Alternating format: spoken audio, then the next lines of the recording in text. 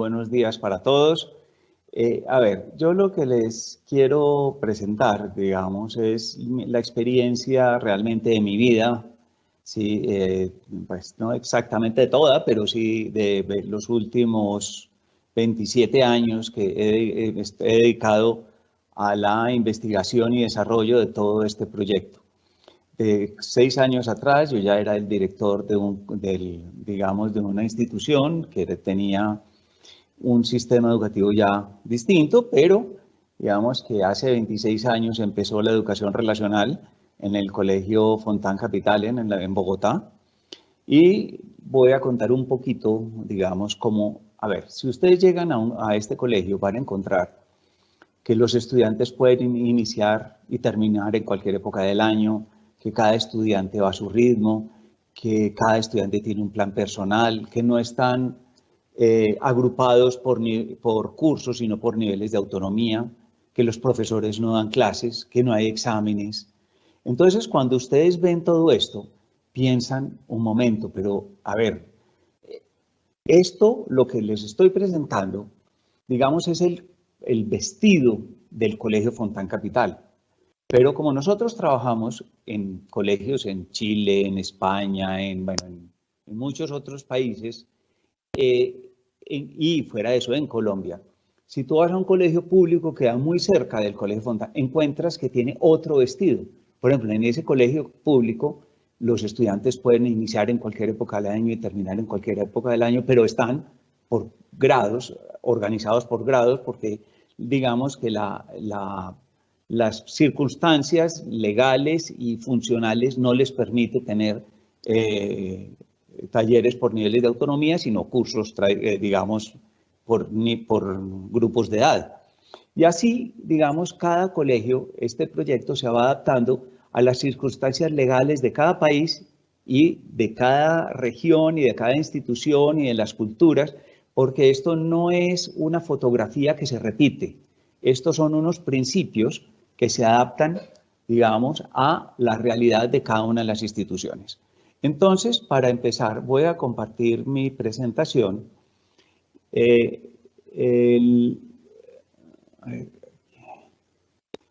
Les voy a mostrar cómo hacemos esto. Entonces, lo primero que tiene uno que tener en un proyecto de este estilo es tener un principio. Y ese principio es el respeto profundo a la dignidad de cada una de las personas. Ese es nuestro principio. ¿Por qué hay que tener un principio? Porque si no, digamos, las instituciones empiezan con, y los colegios empiezan a decir, un momentico, para resolver este problema, tomo parte de este proyecto, pero para resolver otro problema, tomo parte de otro proyecto, y para resolver otro, tomo parte de otro proyecto. Y al final hay tantos proyectos, hay tantos proyectos involucrados, digamos, que no tiene nada que ver lo uno con lo otro. Y eso es lo que yo, charlando, digamos, digo que es un cóctel pedagógico, o sea, un montón de proyectos que no van el uno con el otro. Entonces nosotros por eso escogimos un principio que le dé respuesta y que le dé justificación a todo lo que nosotros estamos haciendo, y por eso escogimos el de respeto profundo a la dignidad de cada una de las personas.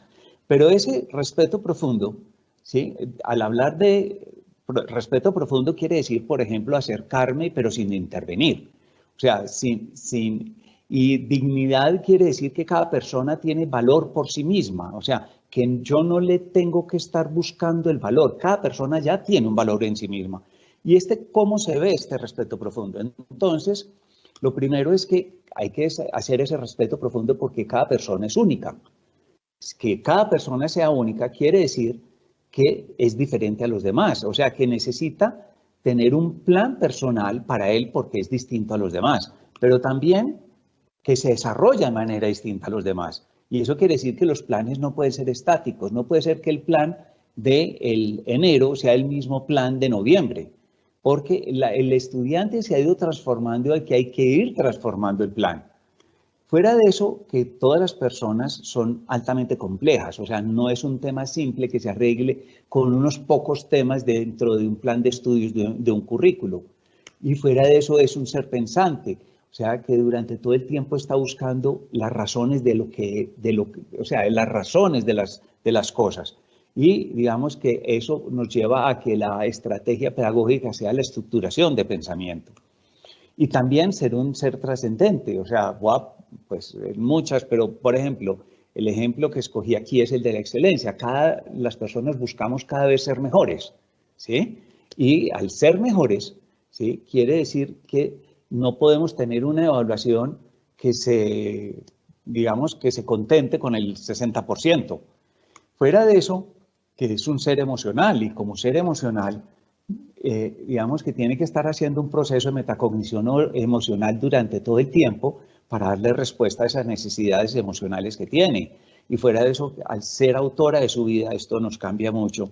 Quiere decir que yo no puedo hacer nada distinto por un estudiante que ayudarle a que él lo logre. O sea, yo no le puedo enseñar, yo le puedo ayudar a que aprenda. ¿Sí? Yo no le desarrollo la autonomía a nadie, yo le ayudo a que él desarrolle su autonomía. Ese cambio, hasta, digamos, pareciendo simple de lenguaje, nos cambia toda la forma de trabajo de los estudiantes, cómo trabajamos con los estudiantes. Pero también el respeto profundo porque es autora con otros, ¿sí? Eso nos lleva a que el estudiante tenga que estar haciendo trabajo en equipo y trabajo colaborativo. Y también, al ser actor social, ¿sí? O sea, no solamente es que el estudiante haga parte de una comunidad, sino qué capacidad tiene de entregarle valor a esa comunidad. Y para eso necesitamos todo un plan de desarrollo social. Fuera de eso, también es un ser vivo y para eso necesita un plan de salud y vida y fuera de eso es un ser funcional que necesita desarrollar su autonomía para poder, o sea, autonomía entendiéndola como auto-yo-nomía, regulación, autonomía en la capacidad de gestionar mi vida y gestionar mi entorno. Y por último, es un ser estético que, digamos, que busca lo bello y, por supuesto, hay que tener todo un tema de plan de arte. Entonces, si nosotros entendemos el principio del respeto y entendemos que las personas tenemos estas características, por supuesto, ya se ve que el proyecto pedagógico ya es muy distinto a lo que normalmente vemos en educación. Ahora, el mundo, digamos, hasta ahora lo habíamos entendido como un mundo, ¿sí? El mundo, digamos, que todo era fácil, tranquilo, podíamos predecir, pero cuando tumbaron las Torres Gemelas de los Estados Unidos, las universidades en ese momento, hace montonones de años, sí, creo que 19 años, nos dijeron, oiga, el mundo ahora ya cambió, el mundo es volátil. O sea que la naturaleza de velocidad y volumen y magnitud del cambio ya no se dan en un patrón predecible. Pero también nos dijeron que era incierto, que hay carencia de previsibilidad para fenómenos y eventos. Y también nos dijeron que era complejo, que existen cada vez más factores y más relaciones entre ellos. Y nos dijeron que era ambiguo, o sea que había poca claridad sobre el significado de un evento o de un fenómeno. Eso nos lo dijeron hace 19 años. Pero el sistema educativo no se dio por enterado y seguimos entendiendo que el mundo era como antes. Ahora, cuando llegó el COVID, pues simplemente de un solo golpe nos dijo, vea, hoy el mundo es un mundo VICA. Mire, hoy la volatilidad es altísima, la incertidumbre, la complejidad y la ambigüedad es toda. Cada día estamos tomando decisiones casi para el día siguiente. O sea, hay incertidumbre sobre los resultados de las vacunas, cada vez hay más factores y más relaciones entre todos ellos, cada vez hay más ambigüedad. Pero nosotros, digamos, no nos preparamos para un mundo así y los estudiantes no saben, digamos, pues digamos que casi todos no sabemos manejar ni la volatilidad, ni la incertidumbre, ni la complejidad, ni la ambigüedad. Entonces, digamos que este es el mundo. Este es el cambio de fondo, digamos, que genera un proceso en el proceso educativo que vamos a ver. Ahora, nosotros nos pusimos una meta y nuestra meta es el desarrollo de hábitos altamente correlacionados con la calidad de vida de toda la comunidad. Entonces, ¿por qué hábitos? Porque hasta ahora el sistema educativo había trabajado, primero empezó con contenidos, después con habilidades, ahora con competencias. Pero el problema es que un estudiante puede tener todas las habilidades, bueno, o competencias, por ejemplo, lectoras, pero hasta que él, digamos, la lectura no se convierte en un hábito, la lectura no tiene correlación con su calidad de vida. O sea, las competencias lectoras no tienen correlación con la calidad de vida, son los hábitos de lectura los que la tienen. O lo mismo ahora, usted puede tener todas las competencias de todas las medidas de bioseguridad, pero hasta que no sea un hábito la bioseguridad, pues está en peligro, digamos, la vida de esas personas. Entonces, el sistema educativo tenemos que dar el brinco de competencias a hábitos. Y fuera de eso correlacionados con la calidad de vida. O sea, nuestro sueño como proyecto es que podamos llegar a muchos millones de niños con herramientas reales que le permitan tener calidad de vida, y esto es lo que digamos, y lo que voy a presentar.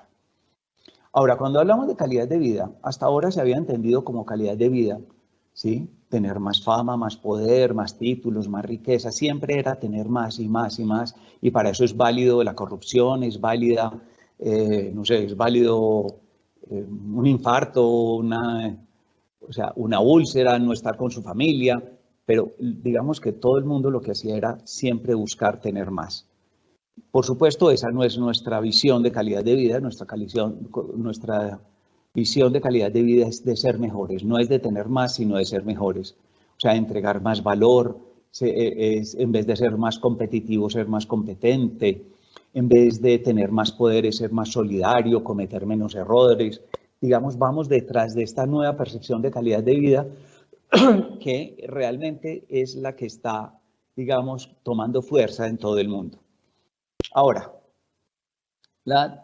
hasta ahora, digamos, una persona siempre, digamos, tiene un nivel altísimo, digamos, nos estamos transformando muy rápido, pero también se nos está transformando muy rápido las telecomunicaciones, las formas sociales, el medio ambiente, el transporte, todo el mundo se está transformando cada vez más rápido. Entonces antes no era tan importante, o sea, nuestros tatarabuelos, como el mundo en que nacieron y el mundo en que se murieron fue casi igual. Con un solo paquete de relaciones podían mantenerse toda su vida. Pero hoy, a nuestros estudiantes, digamos que la única opción que tienen para calidad de vida es que ellos puedan estar adecuándose cada vez a las nuevas transformaciones, o sea, relacionándose con cosas nuevas cada vez y que desarrollen esa capacidad de relación, ¿sí? Y eso antes no pasaba, ¿sí? Entonces, ¿cuál es el problema de eso? El problema es que los niños, cuando están en su casa, pequeñitos, todas sus relaciones son espontáneas. Se relacionan espontáneamente con su entorno y de esa forma van creciendo su estructuración de pensamiento.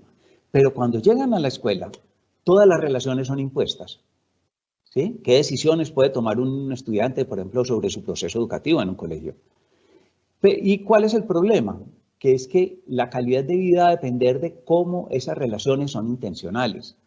Entonces, esto es otro cambio sustancial que tenemos que dar.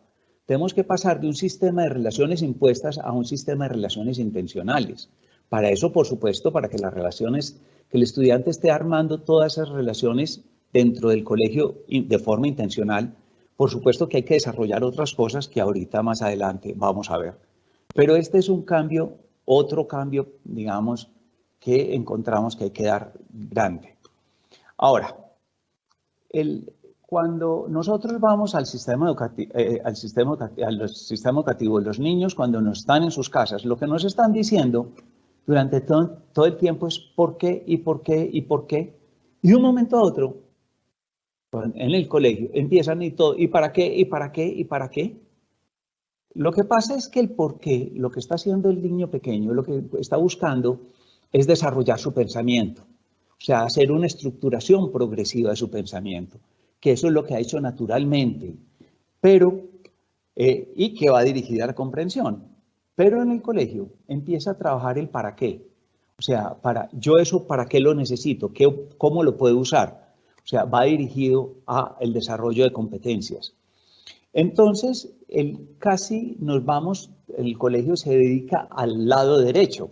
Entonces empieza a buscar, hay unas herramientas de relación y hay unas relaciones humanas, sistémicas. Entonces, hay unas relaciones emocionales, éticas, sociales, estéticas, etcétera, ¿sí? Entonces, lo que estamos buscando es, por un lado, tenemos que desarrollar la capacidad, o sea, la capacidad de la acción, la capacidad, digamos, todo es el lado del comportamiento, el lado verde es el lado del comportamiento. Pero el lado del pensamiento lo dejamos como contenidos, ¿sí? Pero para poderlo desarrollar, tiene que desarrollar unas herramientas de pensamiento y sobre las ciencias sociales, naturales y exactas. Entonces, este es nuestro nuevo mapa de cómo nos movemos para darle respuesta tanto al pensamiento como al comportamiento, ¿sí?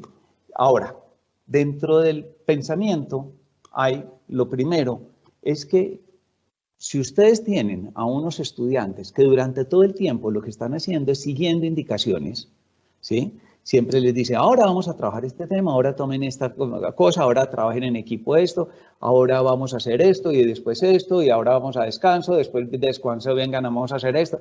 Eso se llama instrucción.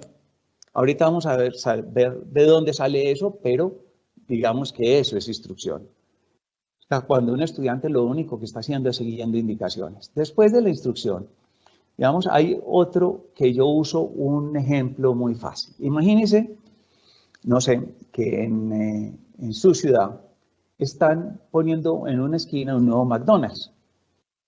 ¿Qué hace su cerebro? Ustedes pasan por enfrente y siguen derecho. ¿Qué hace su cerebro? En su mapa mental de esa ciudad ponen ese McDonald's, lo relacionan con todo su entorno y pueden llegar a ese McDonald's a partir de ese momento por muchos caminos. Eso, digamos, es que aunque ustedes no quieran, el cerebro lo que hizo es que incluyó ese McDonald's en su mapa mental de esa ciudad, pero también lo incluye en su mapa temporal.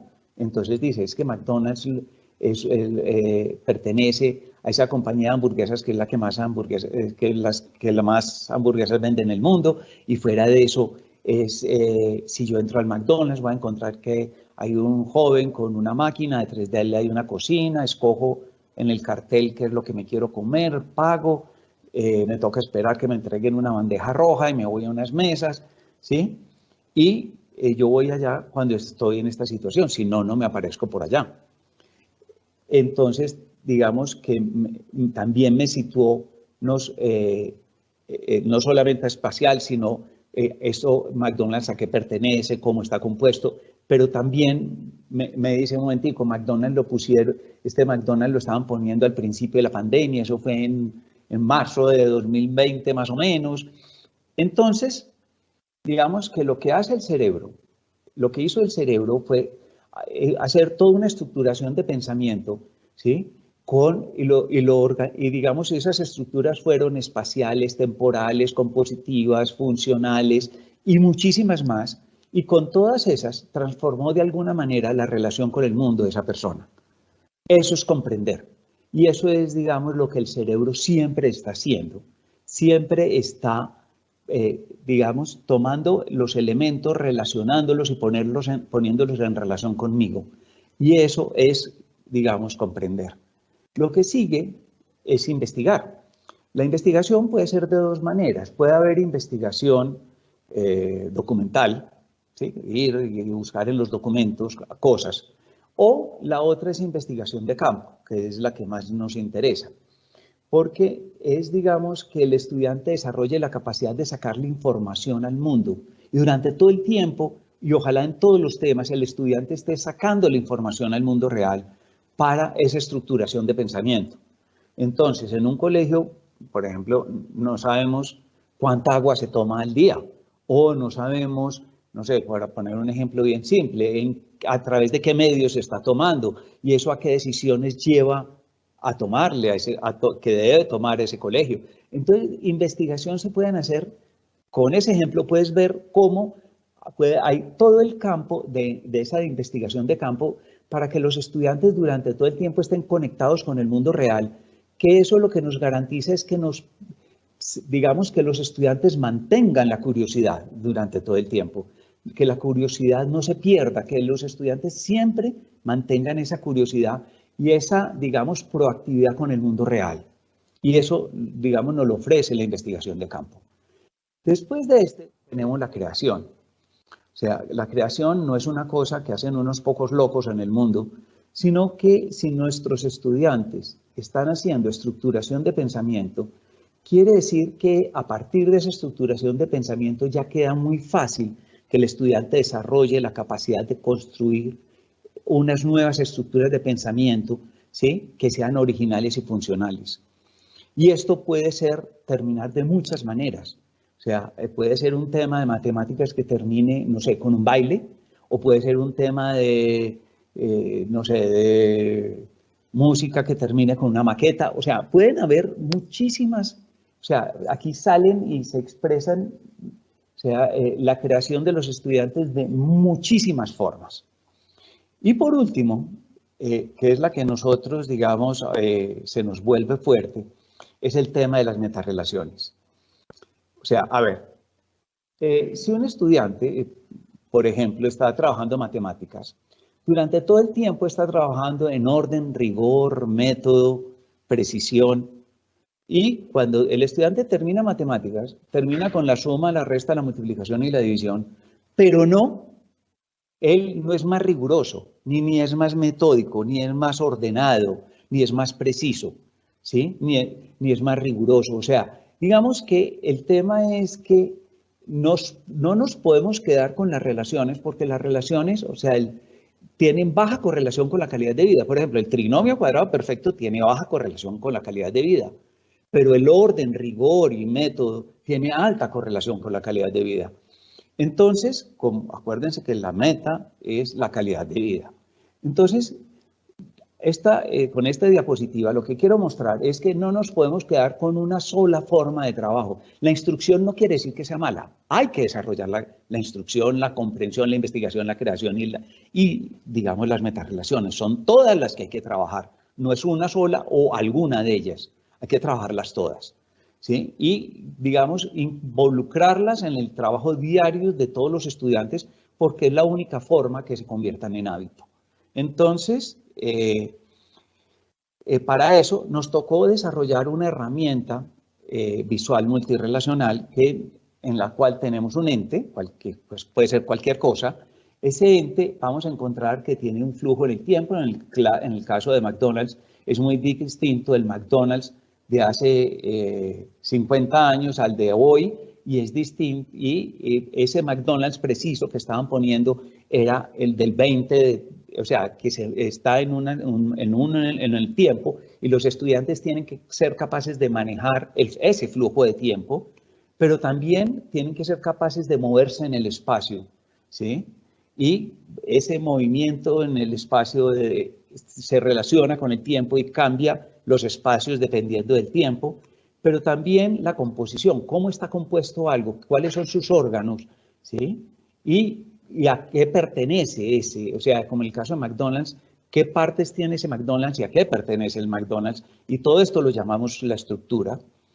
Fuera de eso, cada uno de esos órganos tiene una funcionalidad interna y se relaciona y tiene unas relaciones con los otros órganos, ¿sí? Pero también hay una funcionalidad externa y se relaciona con entes externos, y hay unas relaciones cruzadas cuando los órganos se relacionan directamente con un ente externo y no como las relaciones del ente completo. Y todo eso, ¿cómo se relaciona conmigo? Que es hay los temas de relaciones y de metarrelaciones. Esto es, digamos, una herramienta que nos permite que los estudiantes plasmen su pensamiento y que podamos ver cómo va progresando ese pensamiento. Y es fractálico, el que dice arriba es fractálico, que es como una coliflor. O sea, que una coliflor completa es como si le arrancas un pedacito y parece otra coliflorcita chiquitica. Digamos, si coges aquí un órgano y lo conviertes en ente, vas a encontrar que ese órgano tiene unos elementos que tienen unas relaciones internas y que pertenece, no sé, al hígado, y eso tiene unos componentes de tiempo, de espacio, de estructura distintos, ¿sí? al de la persona, ¿sí? Si el ente no es una persona, sino que es su hígado, etc. Entonces, con esta herramienta el estudiante puede plasmar su pensamiento, que es digamos, la parte más que nos importa, y podemos ver cómo es ese progreso en el pensamiento de los estudiantes.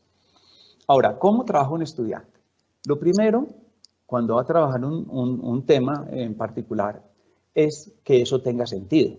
Para que tenga sentido, el estudiante tiene que haber, digamos, trabajado en general, digamos, su plan de estudios de esa área para saber qué temas van a ver, cómo se conectan esos temas, que él pueda, y para que pueda saber cuáles son los parámetros de ese trabajo, eso, cómo se conecta con los temas anteriores, ¿sí? Y con el que sigue. Fuera de eso, que él pueda explorar ese tema y que pueda traer contenidos de otras áreas que se relacionan con ese tema que él está trabajando. Y eso es el primer renglón que nosotros llamamos sentido.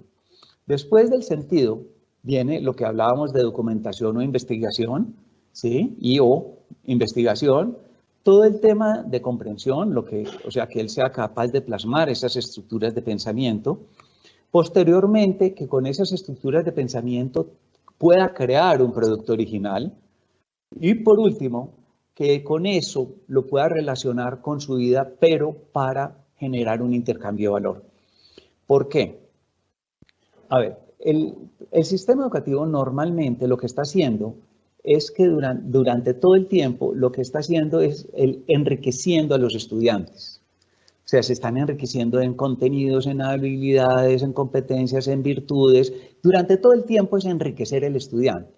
Pero el problema es que la calidad de vida de un estudiante no depende de qué tan enriquecido esté, sino qué capacidad tiene de entregar valor.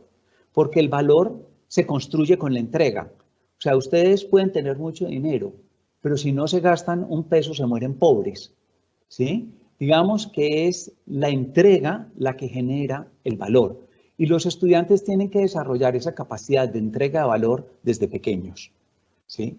Y esto viene acompañado de unas evaluaciones, que ahorita vamos a hablar de ellas, la de proceso y la de progreso, y por otro lado, esa capacidad que tiene el estudiante, durante todo el tiempo el estudiante tiene que estar poniéndose metas y planeando. O sea, si algo no tiene sentido para una persona, ¿sí? Yo no me pongo una meta, ¿sí? O sea, y si algo no tiene sentido para mí, tampoco tiene motivación intrínseca, o sea, no me permite iniciar. Entonces, por eso es el sentido, digamos, la base de todo el proceso. Mientras un estudiante no le haya construido sentido a lo que va a trabajar, no vale la pena seguir. Y esto es, digamos, la forma como cada estudiante trabaja en nuestro sistema. Ahora, las metarrelaciones que les había contado, ¿sí? Hay, por ejemplo, las de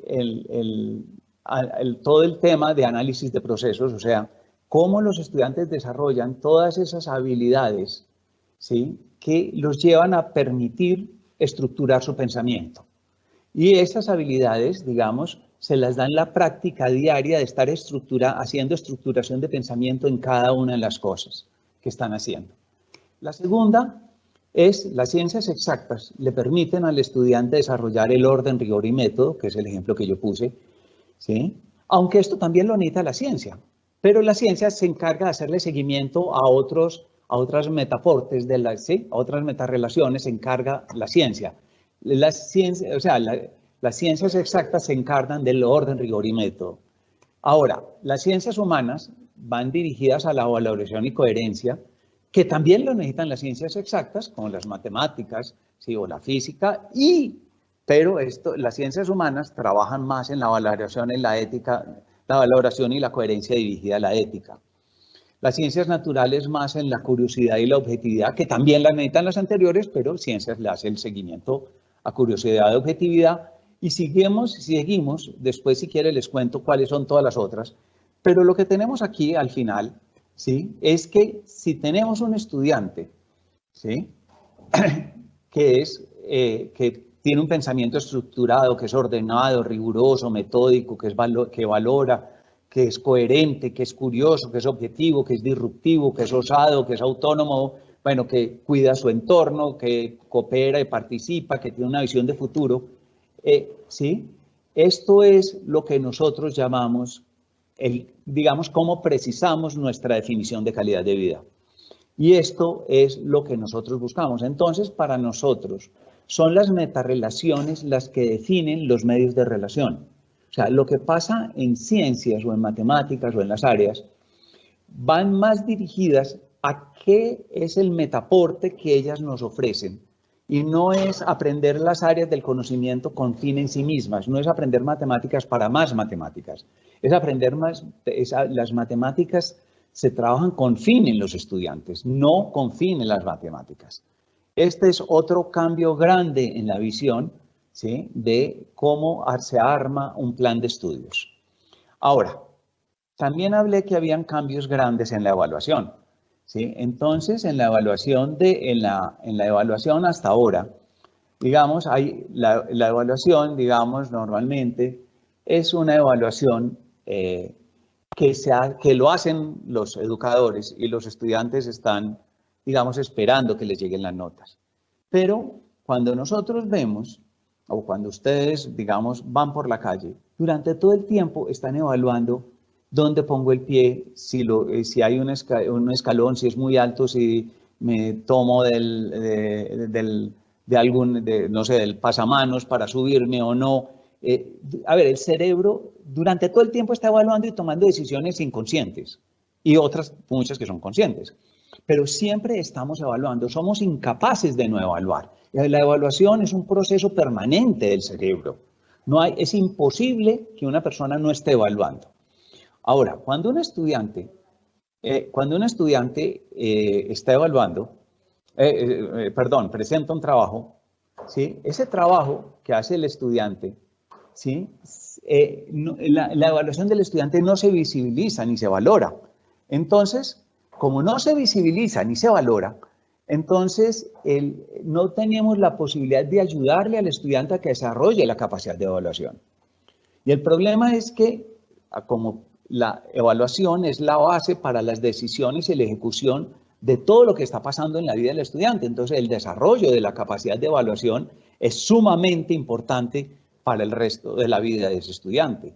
Entonces necesitamos que desarrolle su capacidad, ¿sí? Y desarrollo de esa capacidad es la meta grande que tenemos nosotros, digamos, con el proceso de evaluación. Porque es que ese desarrollo de la capacidad lo que hace es que lo lleva, digamos, al que el estudiante pueda alcanzar la excelencia en cada una de las cosas que hace. Pero excelencia no es perfección. Excelencia es esa, digamos, la excelencia en un niño que está en preescolar puede ser que al principio es que cuando está coloreando no se salga del entorno. Y después que use los colores apropiados y después, o sea, la excelencia es el incremento permanente de la exigencia con respecto a la calidad. O sea, y digamos que el proceso de excelencia es permanente durante toda la vida de las personas. Entonces, digamos que no nos podemos contentar con el 60%, sino que lo que tenemos que hacer es ayudarle al estudiante a que alcance la excelencia, su nivel de excelencia en cada una de las cosas que él está trabajando. Y este es, digamos, una de las razones por las cuales tenemos que desarrollar, el estudiante tiene que desarrollar esa capacidad de evaluación. Fuera de eso, eso le permite, digamos, desarrollar la capacidad de tomar decisiones para el resto de su vida. Y fuera de eso, que nos pone a reconocer una cosa, es que si un estudiante aprendió algo, es porque hizo todo el proceso de evaluación. Porque digamos que la evaluación es un elemento del proceso de aprendizaje. Entonces, este es el primer enfoque. Nosotros, digamos, o los que estamos trabajando en educación, nuestra tarea es ayudar al estudiante, que es el autor de su vida, ¿sí?, a que él desarrolle la capacidad de evaluación, que esa evaluación cada vez sea más honesta, más objetiva, sí, más amplia, o sea, que cada vez incluya nuevos parámetros de evaluación. Y nosotros lo que hacemos es acompañar el proceso del desarrollo de la evaluación de los estudiantes. Eso parece que es más trabajo, pero se van a dar cuenta que es mucho menos. Y esto es, digamos, lo que ahorita vamos a llamar evaluación de proceso. Por otras partes, hay dos formas de evaluación grandes. La primera es la evaluación estática, que es la de resultados, ¿sí? Como por ejemplo un diagnóstico o un cumplimiento de metas. Pueden ser cumplimiento de metas, de muchas metas. Pueden ser metas de contenidos o pueden ser también metas de competencias, etcétera. Es cumplimiento de metas. Pero hay otras formas de evaluación dinámicas. Yo ya hablé de una, que es la evaluación de proceso. Es cómo apoyamos al estudiante a que a través del desarrollo de su capacidad de evaluación vaya alcanzando la excelencia en todo lo que él está haciendo. Evaluación de proceso, nosotros las llevamos trabajando muchísimos años, pues muchos años, ¿sí? Y por supuesto los resultados cambia radicalmente, ¿sí? Todo el proceso educativo de los estudiantes. Pero hay otras formas de evaluación dinámicas y que puede ser la que más nos interesa a ustedes como educadores o a los padres de familia, pues, y por supuesto al mismo estudiante, que son las evaluaciones de progreso. Las evaluaciones de progreso, o sea, a una persona, si yo como padre lo que me interesa es el progreso, o sea, cómo está progresando mi hijo en matemáticas o en ciencias, pero ese progreso, ¿sí? Puede ser comparativo. Por ejemplo, si tenemos un estudiante, no sé, o un niño que está aprendiendo a correr y le estamos, podemos hacer un video de cómo está corriendo al principio y después hacemos un video cuando él ya desarrolló la capacidad de rotar los pies, de bracear, ya aprendió a respirar y ya ha hecho práctica y lo hacemos otro video, podemos decir, uy, mire cómo estaba al principio y cómo está ahora. ¿Sí? Podemos hacer una evaluación de progreso comparativo. Pero en la que estamos trabajando y desarrollando es el desarrollo de la evaluación de flujo. O sea, al final lo que nos importa es cómo un estudiante es capaz de fluir en matemáticas, o de fluir en ciencias, o de fluir en filosofía, ¿sí? O sea, lo que nos interesa no es el tema a tema, lo importante no es cada uno de los temas, sino cómo el estudiante está desarrollando la capacidad de fluir. Ahora, ese flujo puede ser un flujo simple, o sea, a qué velocidad está fluyendo. Pero si un estudiante, está trabajando un tema muy superficialmente y va muy rápido, pues digamos que eso no es la meta. Lo importante es cómo está fluyendo, de forma efectiva. Efectiva es cómo está afectado eso por la profundidad con que está trabajando sus temas, ¿no es cierto? O sea que no es lo mismo un estudiante que está profundizando en un tema y que va mucho más lento a un estudiante que va muy rápido, pero con muy poca profundidad. O sea, lo que estamos buscando es el flujo efectivo de los estudiantes y eso es lo que nosotros estamos trabajando. Entonces, como pueden ver, no solamente la evaluación está en manos del estudiante y nuestro trabajo es ayudarle que él desarrolle esa capacidad de evaluación, pero las formas de evaluación también cambian y lo que estamos buscando, detrás de lo que vamos es que los estudiantes estén desarrollando la capacidad de fluir, ¿sí? Y ese es, y para fluir, por supuesto, tiene que estar haciendo el estudiante evaluación de su proceso y tiene que estar llegando hasta la excelencia, porque si no, no podemos entrar dentro de la definición de flujo efectivo. Entonces, estas son nuestras formas de evaluación. Esto nos llevó a encontrar cosas como esta.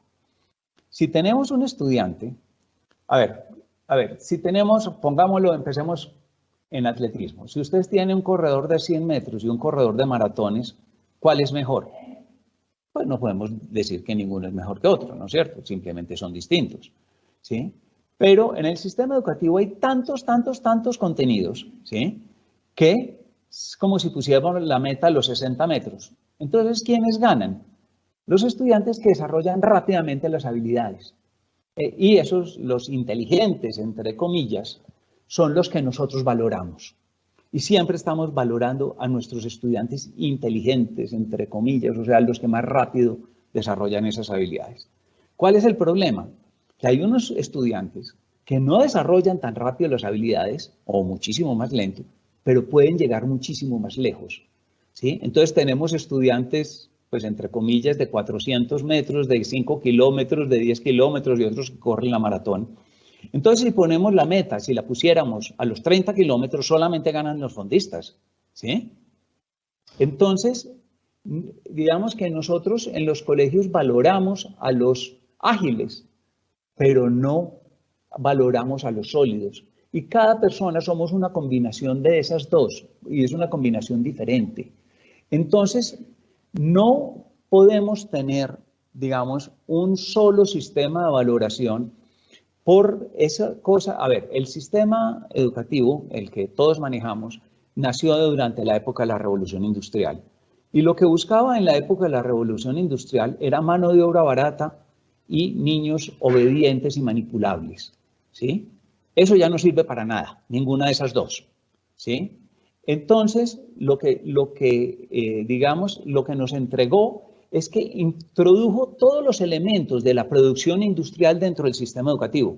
Y dentro de esa introducción de todos esos elementos, entonces empezó que todos los niños tienen que, de cierta edad, entran en una época y terminan en la misma época, todos ven los mismos temas, hacen los mismos exámenes.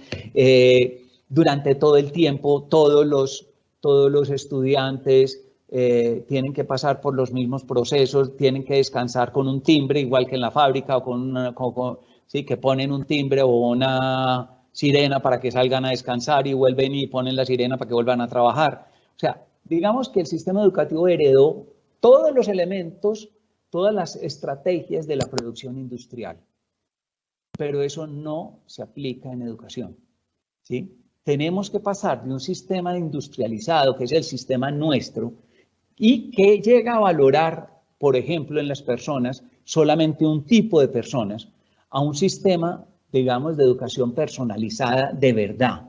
Personalizada quiere decir, digamos, eso que les he estado presentando hasta el momento. Entonces, y esto nos lleva también a otro tema que tenemos que trabajar, que es el tema de la autonomía. A ver, si tenemos un ambiente donde hay poco orden impuesto, hay poca heteronomía y poco orden interno de las personas, que hay poca autonomía, en la mitad no hay orden. Y eso nos está pasando en el mundo de hoy, porque como es un mundo en crecimiento, en la medida en que crece se van abriendo huecos. Y esos huecos, digamos, es esa anomía que llamo ahí. Entonces, la tendencia natural de todos nosotros es a incrementar el orden impuesto, ¿sí? Y eso, por supuesto, disminuye la autonomía de las personas. Pero durante todo el tiempo estamos jugando a aumentar el orden interno. Y estamos en un mundo que, digamos, siempre estamos aumentando el orden impuesto. Cada vez hay más cámaras, más radares, más normas, más reglas. Escogemos a unos señores para que a un montón de señores y les pagamos y los escogemos para que nos pongan más orden externo, ¿sí? Más orden impuesto. Y digamos que el problema es que un mundo basado en el incremento del orden impuesto indefinidamente no es sostenible, ¿sí? Y esto está haciendo que nuestro mundo actual no sea sostenible. Tenemos que pasar, y fíjense cómo, por ejemplo, en el tratamiento del COVID, al principio se trabaja todo el tema del orden impuesto y llegan a un momento en que se dan cuenta que eso no sirve. Que la única forma para resolver el problema del COVID es que las personas desarrollen su autonomía. O sea, la capacidad de gestión de su proceso, ¿sí? Y la de su entorno. Y entonces esa es la segunda opción, que es la opción 2, que es la opción del desarrollo de la autonomía.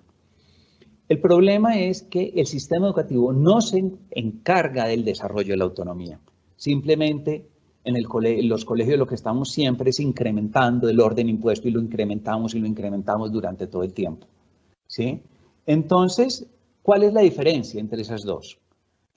Pues lo primero, que el orden impuesto es aparente, o sea, mientras yo estoy mandando, creo que la gente está obedeciendo, y eso, por ejemplo, con el COVID fue muy claro. Fuera de eso, inhabilita, o sea, disminuye la autonomía de las personas, es costosísimo mantener un orden impuesto, ¿sí? Es temporal, o sea, en el momento que quite ese orden impuesto volvemos a la situación anterior. Siempre está trabajando con motivación extrínseca, siempre hay premios y castigos para el logro de eso. siempre están logrando el mínimo y promueve la pasividad.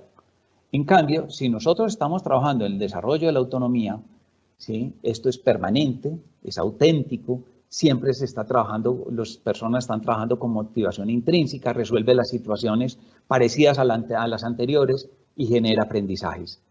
Entonces, este es un llamado porque digamos que si queremos que nuestras instituciones, digamos, de futuro, y digamos que tienen que estar centradas otra vez en que el estudiante es el autor, y como autor de su vida, y para respetar esa dignidad, o sea, ese valor que tiene que el estudiante, ¿sí? Es el autor de su vida, o sea, la única opción que tenemos es ayudarle a que él desarrolle la autonomía.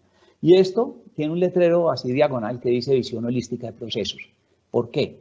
Porque nosotros suponemos que la heteronomía es lo contrario a la autonomía. No entendemos que la autonomía y la heteronomía son parte del mismo proceso. Y como son parte del mismo proceso, pues digamos que lo que tenemos, o sea, como al ser parte los dos del mismo proceso, ¿sí? Es cómo fluye de un lado al otro. Pero eso también nos pasa con otros. Nos pasa, por ejemplo, con el descanso y el trabajo. El descanso no es lo contrario al trabajo, es parte del mismo proceso. Entonces, teniendo el concepto de visión holística, usted se da cuenta, por ejemplo, que hay estudiantes, se dan cuenta que hay estudiantes que son de alta intensidad en tiempos cortos, que necesitan muchos descansos cortos. Y hay otros estudiantes que son de menor intensidad en tiempos más largos y necesitan menos descansos, pero más largos. O sea, eso que nosotros suponemos hoy, que todos los estudiantes tienen que descansar a la misma hora, de la misma manera, durante el mismo tiempo, simplemente es digamos, un irrespeto, ¿sí? A esa, digamos, a esos niños, ¿no es cierto? Y eso, digamos, la visión holística del proceso nos permite entender que las formas de descanso tienen que ser distintas y el descanso es parte del trabajo que los estudiantes tienen que desarrollar como parte de la autonomía, el manejo de sus tiempos de descanso. Entonces, por ejemplo, en nuestros colegios, los estudiantes tienen el descanso como parte, es parte de su trabajo, como un elemento de su trabajo, pero entonces nos dijeron, los estudiantes salen a recreo, pero ¿y qué recreaciones ofrecemos? Entonces nosotros nos tocó hacer clubes, hacer otras formas y proponerle a los estudiantes que ellos nos dijeran en qué se querían recrear. Entonces se crearon clubes, por ejemplo, el primero que ellos quisieron fue el club, querían aprender a bailar para las fiestas. Entonces el primero fue de baile social. Y así hoy hay más de 30 clubes, hay clubes de filosofía, hay clubes de montonones de cosas, ¿sí? De tecnología, de robótica, también hay impresión 3D. Bueno, hay muchísimos clubes. Entonces los estudiantes cada día, cuando llegan y se sientan por la mañana, lo primero que hacen es que ellos, digamos, hacen su plan del día. ¿Sí? Su plan de ese día. Entonces deciden de qué horas a qué horas voy a trabajar, qué temas, ¿sí? Y fuera de eso deciden qué formas de recreación voy a tomar, pero digamos que primero tienen que ser todo lo que es trabajo con otros. O sea, nadie puede jugar fútbol solo o nadie puede tener conversación de inglés solo.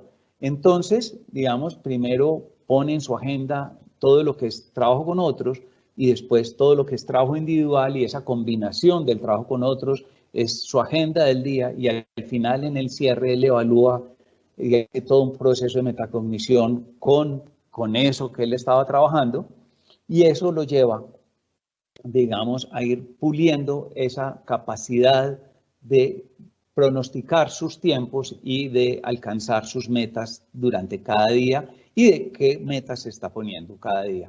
Entonces, el tema de la autonomía no es un tema que tiene metidos temas complejos como el que les puse, por ejemplo, el de que el estudiante sea capaz de manejar sus descansos y sus distractivos, porque si un estudiante no desarrolla la capacidad de manejar sus distractivos, digamos, va a tener un problema para el resto de la vida. O sea, si un estudiante en su descansito, por ejemplo, dice, voy a descansar estoy cansado, voy a descansar 5 minutos. En esos 5 minutos entra a Instagram, pero se nos queda en Instagram, ¿sí? Quiere decir que él no es capaz de manejar sus distracciones y ese es un problema que si no lo resuelve, ahora es muy fácil resolverlo, pero resolverlo después va a ser muy difícil, cuando ya se le convierta en un hábito, ¿no es cierto?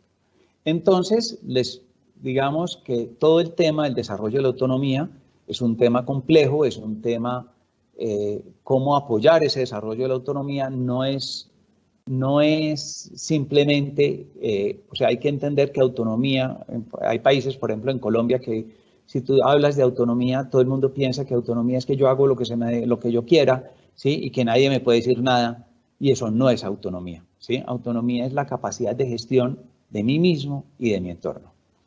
Bueno, hay el último elemento que nos cambió, es que el sistema tradicional es un sistema, o el sistema ese, como lo dije ahorita, el sistema industrializado de educación, es un sistema donde todos los estudiantes van siempre al mismo ritmo y lo que cambia es la calidad con que trabajan cada uno de los temas. Entonces es un sistema de ritmo constante, calidad variable. Y el cambio que estamos proponiendo es pasar a un sistema de calidad constante hasta la excelencia de ritmo variable, ¿sí? Y eso, por supuesto, es lo que permite que un estudiante pueda iniciar en cualquier época del año, que unos se demoren más que otros, ¿sí? Y que todos terminen cuando vean el 100% de los contenidos, no como en muchos, digamos, dentro, por ejemplo, aquí en Colombia, un estudiante gana con el 60%, ¿sí? Pero gana el 60%, pero durante el curso, cuando se termina el año, han visto entre el 70 al 80% de los contenidos, ¿sí?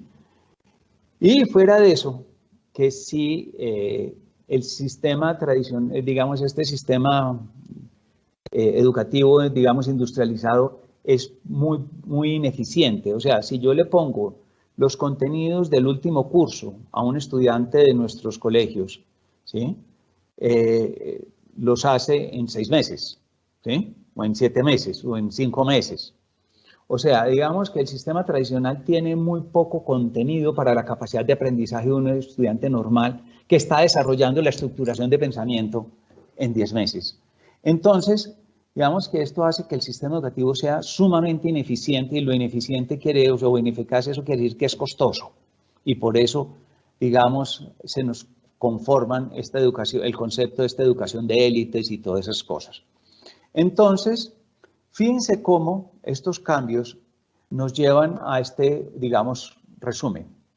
O sea, pasamos de un sistema que está basado en juegos, premios y castigos, o sea, en motivación extrínseca, a un sistema que está basado en la construcción de sentido, que es motivación intrínseca. Y esto es lo que nos permite que los estudiantes, digamos, estén trabajando con su propia energía y fuera de eso, que si algo tiene sentido, permite que se pongan metas. Ahora, si un estudiante está durante 14 años de su vida trabajando, digamos, en cosas donde él no está construyéndole sentido, lo que pasa es que no desarrolla la capacidad de construcción de sentido. Y si no desarrolla la capacidad de construcción de sentido, digamos, le va a costar construirle sentido a su colegio, a su comunidad, a su familia, ¿sí? Digamos que al final le va a costar construirle sentido a su propia vida. Cuando cogimos los elementos si cogemos todos los elementos que tienen alta correlación entre educación y calidad de vida, vemos que los emocionales son más fuertes. O sea, que si un estudiante o un niño o una persona, su vida no tiene sentido, su posibilidad de calidad de vida, ¿sí? Es pero muy baja. Entonces, es por eso que lo primero es que convirtamos digamos, como en la base de todo lo que estamos desarrollando, pongamos el sentido como base de todo. El segundo, tenemos un sistema que está basado en resultados y juicios de valor. Este ganó, perdió, este es bueno y es malo, a múltiples formas de evaluación, que ya se las conté todas, ¿sí? Pues las que nosotros estamos trabajando. Fuera de eso, un sistema que está basado en notas a un sistema digamos, que busca la excelencia, o sea, que los estudiantes estén haciendo ese incremento gradual y permanente de la exigencia con respecto a su calidad. ¿sí? Y cómo todos los educadores apoyamos ese proceso de excelencia, ¿sí? Ahora, ¿por qué? Porque otra vez, que si tenemos a un niño durante 15.000 horas, ¿sí? A un estudiante durante 15.000 horas, ¿sí? Que durante todo el tiempo, con esas 15.000 horas, con un poco más de la mitad basta, hay tantas miles de horas de práctica de ese sistema de relación, ¿sí? Que después lo empieza a pasar a sus otros sistemas de relación. Entonces dice, es que mi relación con mis padres también un poco más de la mitad basta, y con mis amigos, y con la universidad, y con el trabajo, ¿sí? Entonces, digamos que el sistema educativo no puede ser el sitio donde el estudiante, digamos, aprende y practica el sistema, el medio de relación contrario con su vida, ¿sí? Que digamos que va en contra de su calidad de vida. O sea, no puede ser, digamos, la mediocridad la base, digamos, del sistema educativo, sino que tiene que ser la excelencia. Tenemos que pasar de un sistema donde el estudiante toma muy pocas decisiones y es obediente, a un sistema basado en el desarrollo de la autonomía, que es, como dije, la capacidad de gestión misma y de su entorno. Un sistema que está basado en habilidades y competencias, que no se quede ahí, por supuesto que hay que desarrollar habilidades y competencias, pero que dé el salto al desarrollo de hábitos y que estemos haciéndole seguimiento al desarrollo de los hábitos. Un sistema que no está, digamos, basado en la definición de, digamos, sencilla de enseñanza, sino que es, digamos, donde hayan múltiples formas de cognición, aunque podamos entender que enseñanza es ayudar al estudiante a que logre eso. O sea, con esa definición de enseñanza, por supuesto que estoy de acuerdo, ¿sí? Pero digamos que lo que tenemos que hacer es que no nos quedemos con siempre una forma de cognición que nació otra vez del sistema de producción industrializada, ¿sí? Que es lo más parecido a una capacitación, donde yo le doy una información y lo que le sirve al estudiante de esa información es para aprender a manejar unas herramientas, ¿sí? Esas formas de trabajo no permiten, no promueven la metacognición, ¿sí?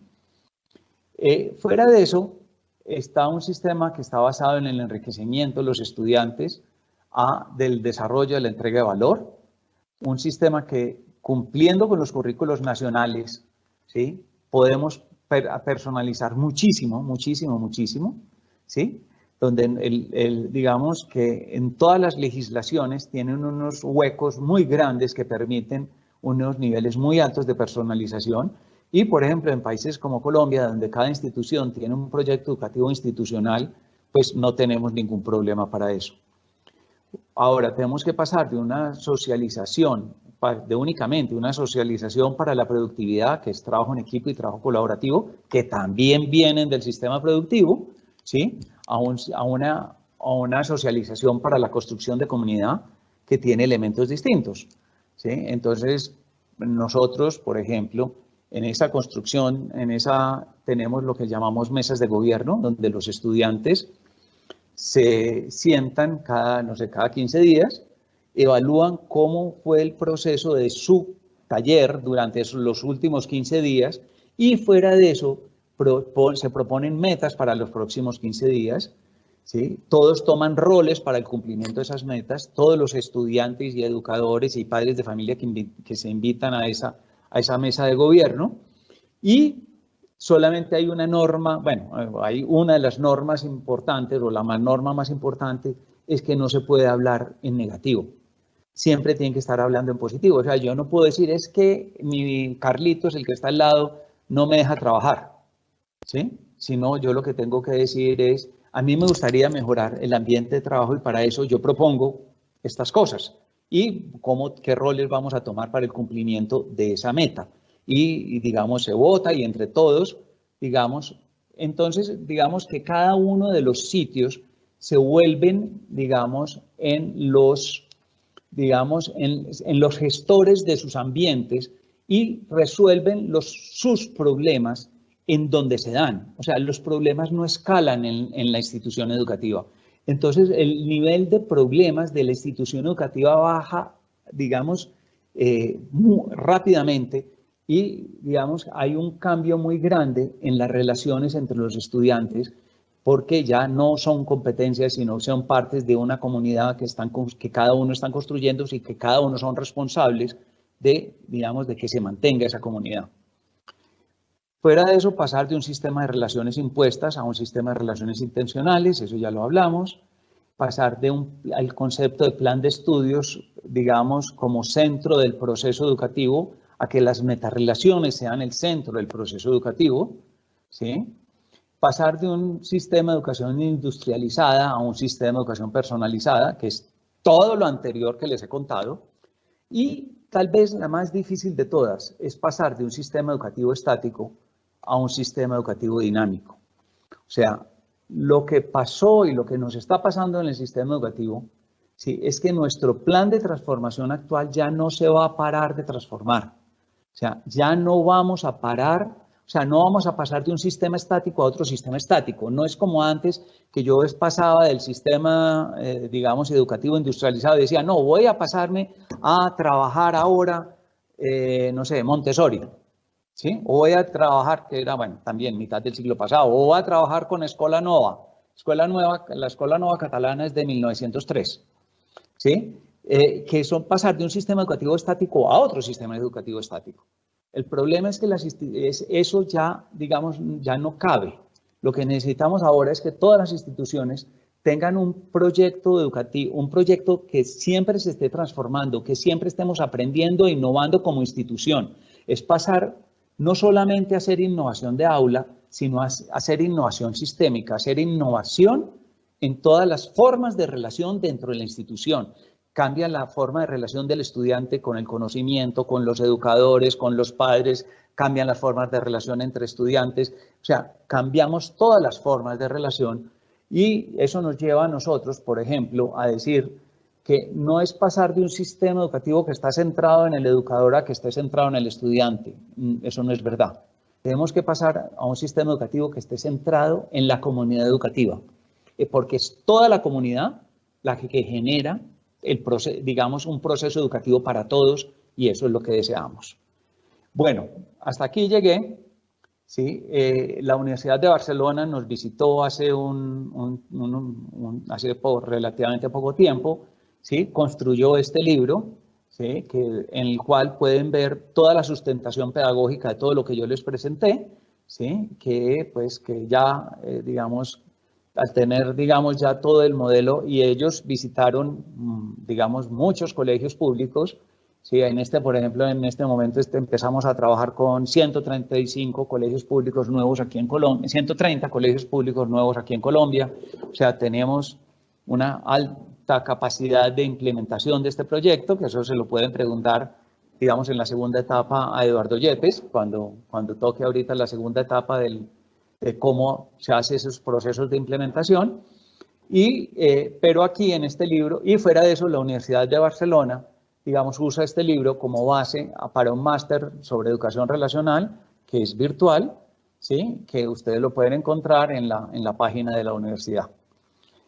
Bueno, si están interesados en contactarnos, ahí está mi correo. Espero recibir, digamos, si ustedes tienen más preguntas, si quieren lo que necesiten, aquí está mi correo y a través de él se pueden contactar conmigo. Muchísimas gracias.